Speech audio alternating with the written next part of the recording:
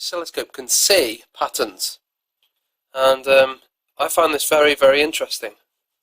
So what I'm going to do is I'm going to get an Arduino, and I'm going to program the Arduino to output a strange signal or a distinctive signal in voltage that I can get this oscilloscope to read. This is the first time I've done this really, and the first time I've properly fiddled with this oscilloscope, so it'll be an interesting test. So I'll just disconnect this. Right, now, this is what I'm expecting to do.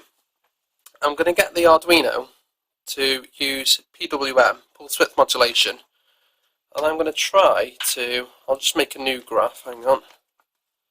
I'm going to try to achieve this. So we've got 5 volts there and 0 volts here. I'm going to try to achieve this. Something like that. And I hope that I'll be able to see it on the oscilloscope. Well, I certainly should be able to anyway. So I'm just quickly going to write a sketch that will let me achieve this. So I'll just go over to my laptop now. Okay, so I've created a very, very simple sketch, like I said. And essentially all this does is says analog write pin 10 255. 255, that means 5 volts or full output, and then I've got a delay of 1 millisecond, and then I've got analog write pin 10 0, which means 0 volts. So what should happen is we should see it should go up to 5 volts, leave for a millisecond, drop down to 0 volts, millisecond gap, go back up to 5 volts, 1 millisecond, drop back down. So that's what should happen. Okay, so back to the camera. Right, so I've wired up an Arduino Pro Mini, just as I usually would. I've got the UART there and the Arduino Pro Mini. And now, this is a bit of a lash up really, but pin 10, I'll put one of these on it, pin 10, which is that one. And I need another one of those on ground, so I'll just use any ground I can see, that one there. Now, so the sketch is on there, so it should be outputting PWM right now. So I'll connect the scope lead to it now. I'll just make sure these time settings are right. Half a millisecond for time, so each little block will represent half a millisecond. So each section, if you like, is going to be 1 millisecond. So each section should cover 2 blocks horizontally, and vertically we've got this set to 2 volts, so it should be 2.5 high. So we're looking for blocks 2.5 high by 2 wide, and then it should be going down like that. Okay, but anyway, so I'll connect the probe to the plus terminal. Ooh, what's going on there? And I'll connect the ground to the ground. And there we go. Ah, and there we go.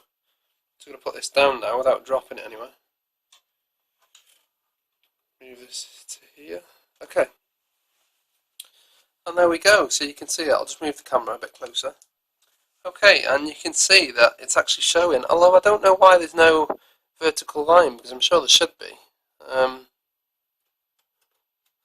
Like I said, I don't really know exactly what's going on here. Right, anyway, so it's working anyway. You can see there, it's got to exactly where I wanted it to, and there it has too. So, yeah, that's interesting.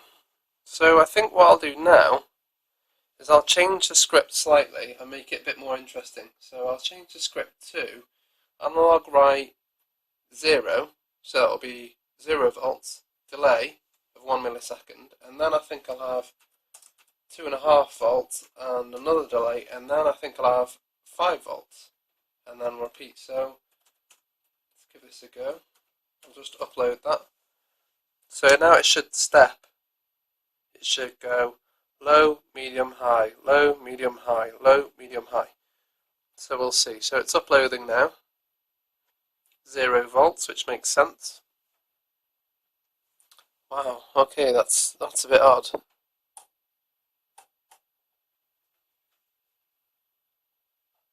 I wonder why it's doing that.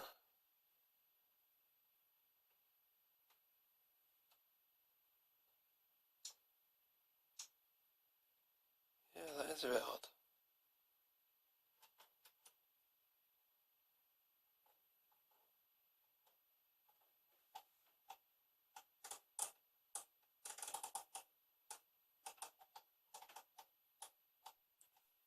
Okay, so what I ended up doing in the end was connecting a large capacitor between the terminals to smooth out the voltage, and this is what I ended up with.